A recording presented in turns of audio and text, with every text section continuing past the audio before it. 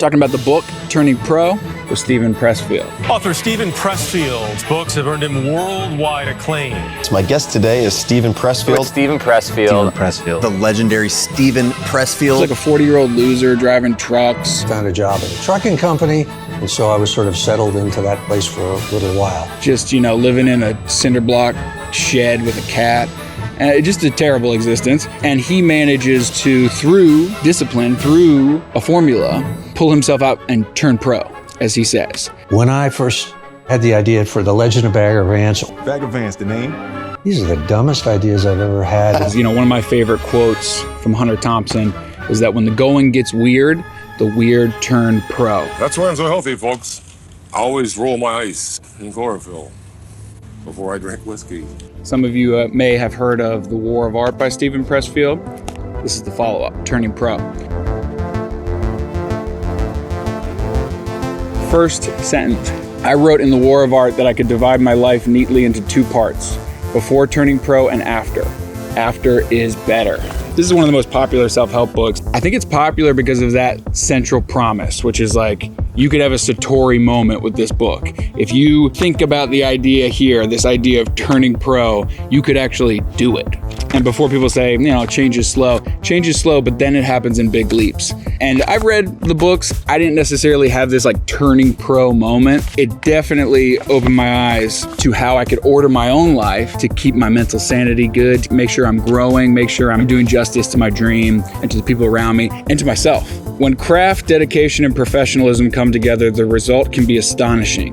Sometimes the work even achieves immortality. That'd be dope. Let's have some more coffee. Whew. But sitting down to do the work is another thing entirely. Calling it writer's block, artistic agita, or general malaise, that malignant internal entity that keeps us from calling can be a killer. Resistance is what he calls it, and it takes on this form of something you can almost slay or overcome. That's the nice idea of externalizing your fear and the things that are holding you back and calling it something like resistance allows you to maybe disassociate from it, disidentify with it, and then slay it. You might think shooting a documentary is just about going and shooting a documentary.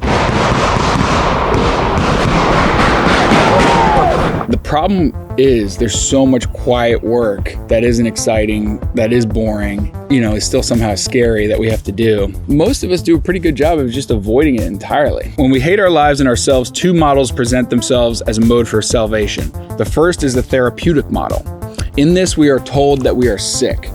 How many of you have been told that you're sick, that you need a treatment for a disease that you have? The second way is the moralistic model. The reason we are unhappy, we are told, is that we have done something wrong. Or in Christianity, you were born wrong. He was born wrong. He offers us a third model, which is that of the amateur and the professional. So rather than, explaining our negative feelings by saying we're wrong, we're not doing enough, he proposes you're just an amateur. That's why you're experiencing negative things. You need to become a professional. What ails us is that we are living our lives as amateurs. The solution is that we turn pro. Turning pro is free, but it's not easy. All you have to do is change your mind. Turning pro is not for everyone. I don't know if I agree with that. We simply have no alternative. Some people feel called to do things more than others, but I think everybody feels called to do something.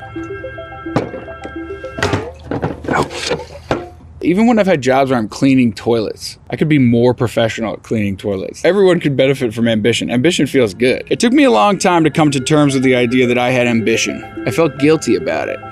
Who was I to aspire to rise above my brothers and sisters or to aim to be better than anyone else? That's a really good point. And I think a lot of us have that imposter syndrome, which is why maybe it's so important to surround yourself with different kinds of people. And I like two groups, right? The group of people that I'm clearly blowing out of the water and better than, and maybe I'm even mentoring, and they remind me no, you should speak, Devin, for sure, speak. And then you have the people who are really impressive and motivate you and inspire you. And a lot of times when I'm around them, I don't even want to talk. If you're only hanging out with the group that inspires you, you're gonna get an inferiority complex. That was like me growing up with my brother and my dad. They're just so smart. If you only hang out with people who you're better than, you're gonna get a God complex, like a narcissism. The key is to have both. And when you have both, you develop a healthy ambition. Sometimes when we're terrified of embracing our true calling, we'll pursue a shadow career instead.